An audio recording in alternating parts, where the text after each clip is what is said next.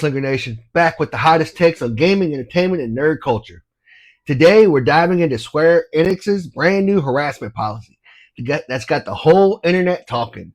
Trust me, this one's a mess.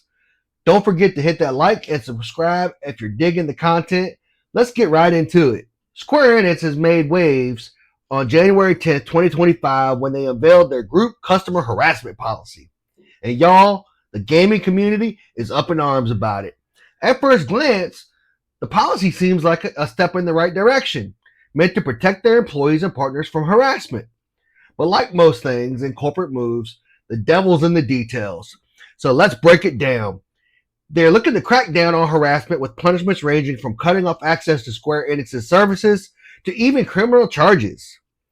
This comes after the Final Fantasy XIV voice actress Sienna Breyer, if I said her name right, faced death threats, doxing, and nonstop abuse. She spoke out on X about the daily ordeal, and even Final Fantasy XIV director Naoki Yoshida had to step in, urging players to stop attacking his team.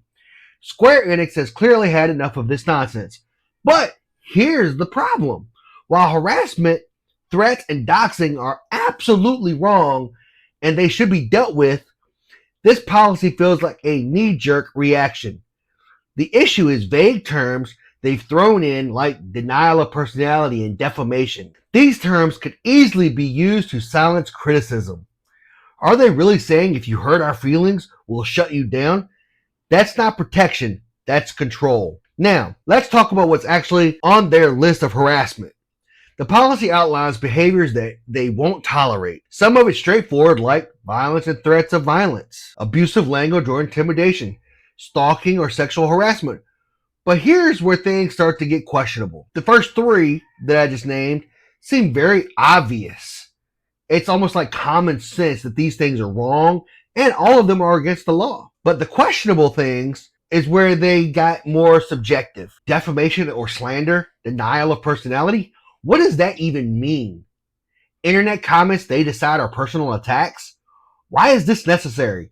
The law already handles real harassment and threats. Why does Square Enix feel the need to add vague terms that leave way too much room for interpretation? This isn't about fostering a strong, healthy community. That's corporate overreach in the name of keeping their image intact. So what's the bigger picture here for Square Enix? A company that used to be a fan favorite with titles like Final Fantasy, Dragon Quest, is now taking a stand against anyone who dares criticize in their direction. They claim value feedback, but their actions say otherwise. The policy says they'll listen to customers, but they've included so many vague terms that any legitimate criticism could be considered harassment. Here's where the disconnect comes in. Their policy says, we believe, and I quote, we believe the feedback, comments, and requests received from our customers are essential to the advancement of our group's products and services. But then they go on to list things like denial of personality, excessive pursuit, or reprimand. These terms are so vague, they could apply to just about anything. That's where this becomes a real issue. They're giving themselves the power to decide what's acceptable feedback and what's harassment. This is about controlling the narrative, not listening to their audience. Now, let's zoom out for a second and look at the broader implications. Square Enix's approach here isn't just about protecting their employees. It's part of a larger trend where companies use diversity, equity, inclusion, DEI policies as shields to protect their image. The problem is they're prioritizing their reputation over actual engagement with the fan base. They say they want feedback, but what they really want is silence unless it's praise. Square Enix has a problem of listening to their fans. Just look at their iconic franchises, but now they're creating an environment where only the positive stuff gets through. That's not feedback. That's just playing it safe, and it's an echo chamber.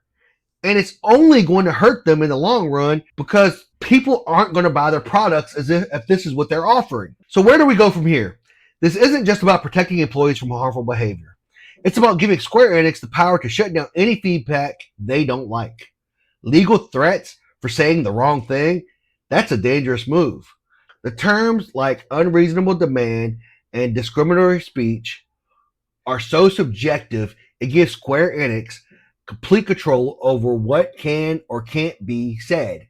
If Square Enix gets away with this, it could be a dangerous precedent for the whole gaming industry. They're telling us, don't speak up unless you're on their side. That's not how the gaming community thrives. It thrives on passion, criticism, on the freedom to disagree. If companies start treating fans like this, it's only a matter of time before the feedback becomes a thing of the past. And in my humble opinion, it will be the death of these companies, because if that's how they're going to feel and how they're going to react to feedback, then people just won't buy the products. But that's my opinion. And finally, let's talk about a striking balance. Yes, there are outliers. Harassments and threats are unacceptable, and the law should absolutely deal with that.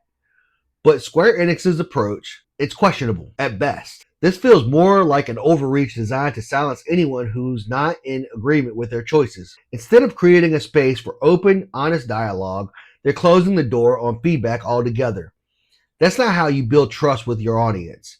It's how you kill it. And if I'm honest, it's also where businesses go to die when they stop listening to their customers and what the customers want, because that's when you start losing money. Because if you don't listen to them and you say, well, you're going to take this or else, they're just not going to buy your products. I thought that was common sense, but here we are. That's it for today, y'all. Appreciate y'all tuning in Gunslinger Nation. Let me know your thoughts in the comments. Is this policy a necessary move, or is Square Enix taking things too far? I'd love to hear what you think. Until next time, keep gaming strong, and remember to keep your eyes sharp and your aim true. See y'all next time.